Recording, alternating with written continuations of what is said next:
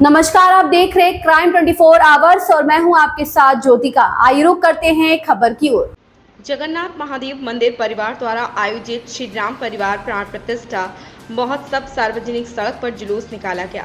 अहमदाबाद के वासना स्थित जगन्नाथ महादेव मंदिर में आज जगन्नाथ महादेव मंदिर परिवार की ओर से श्री राम परिवार प्राण प्रतिष्ठा महोत्सव का आयोजन किया गया और पूरे दिन महाप्रसाद का आयोजन किया गया और भगवान राम के साथ साथ जगन्नाथ को भी याद किया गया। कार्यक्रम का संचालन विहिप कार्यकर्ता धवल पंड्या, राम भक्त हेतम पटेल, पीयूष पटेल ने किया। इस बारे में पीयूष पटेल ने कहा कि 2004 में महादेव जी स्वयं वासना क्षेत्र में प्रकट हुए थे, जिसके बाद हमारे परिवार द्वारा यहाँ एक मंदिर बनाया गया था।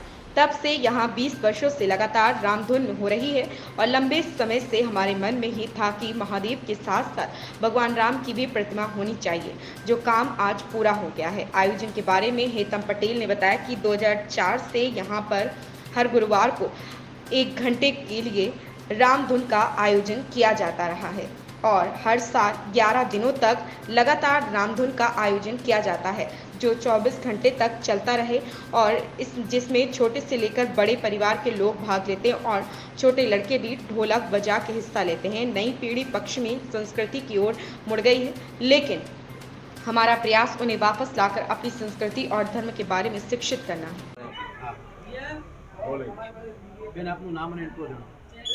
મારું નામ હેતલ પટેલ છે।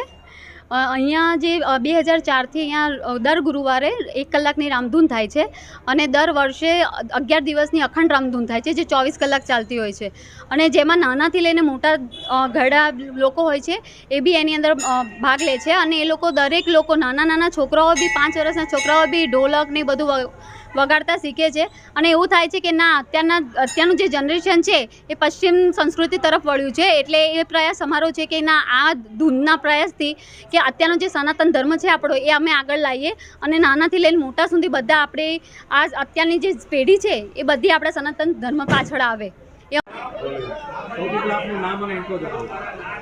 મારું નામ પિયુષ ચંદુભાઈ પટેલ, વાસણામાં રહેવાનું અમારે અને 2004માં સ્વયંભૂ મહાદેવજીનું મંદિર અહીંયા પ્રગટ થયેલા છે। એ અમારા પરિવારે અહીંયા બનાવ્યું 2004માં અને ત્યારબાદ અખંડ રામધૂન અહીંયા ચાલે જ છે 2004થી। આજે રામધૂન ચાલે 20 વર્ષ થઈ ગયા અહીંયા અને ત્યારથી અમારા મનમાં હતું કે રામ ભગવાનની પ્રતિષ્ઠા કરીએ અહીંયા અને મહાદેવજી મંદિરની સામે અમે રામ ભગવાનની આજે પ્રતિષ્ઠા કરી છે અને અમારો એવો પ્રયાસ છે કે હવે અખંડ રામધૂન અહીંયા ચાલે રોજે રોજ।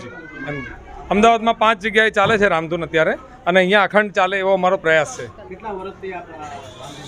અમે અહીંયા લગભગ 24 વર્ષથી રામધૂન કરીએ છીએ અને અમારો પ્રયાસ છે કે ઘરે ઘરે રામધૂન બધા લેતા થાય અને અમારું અહીંનું જે મંડળ છે એમાં લગભગ 150 થી 200 માણસ છે।